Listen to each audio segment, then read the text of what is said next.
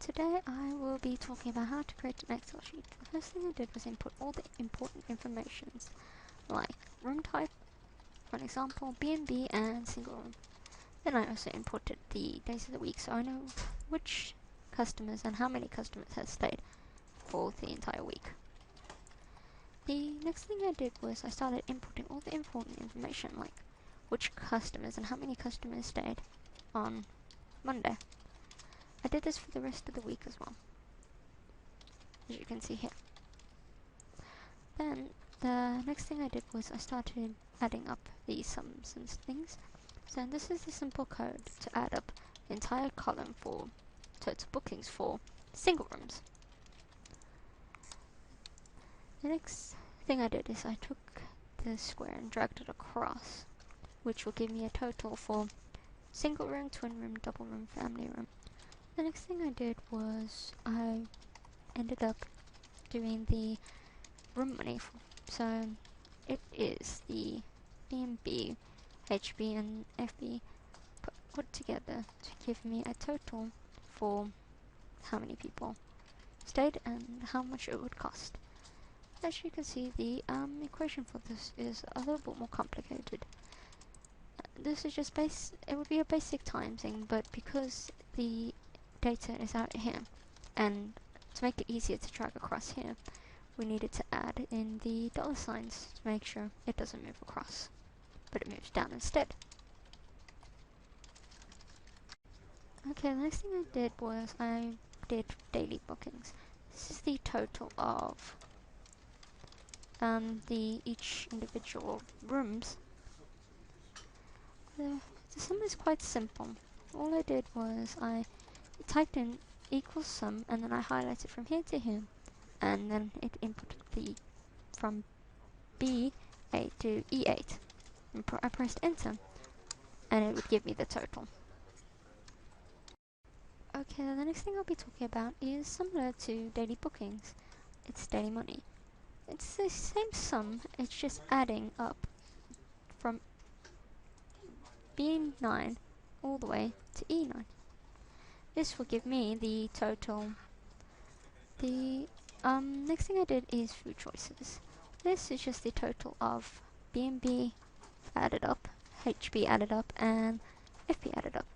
It's also a very simple adding equation.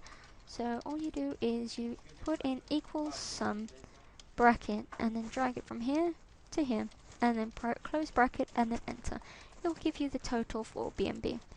I also did this for HB and FB, and I did the total bookings version of food.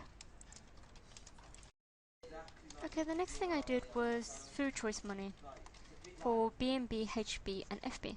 This is also quite a simple calculation. This is just a timesing calculation. It timeses this with the cost of single room, twin room, double room and family room for B&B. The next thing I did is I carried on from here and I did this for HB and FB. This will give me the total food money for that day. So then I filled out the rest of the table for Tuesday, Wednesday, Thursday, Friday, Saturday and Sunday, so I could have the totals for all the days individually. The next thing I'll be talking about is weekly bookings. How I did this is I added up the entire week's total bookings up together to get the overall bookings down here. So these weekly bookings.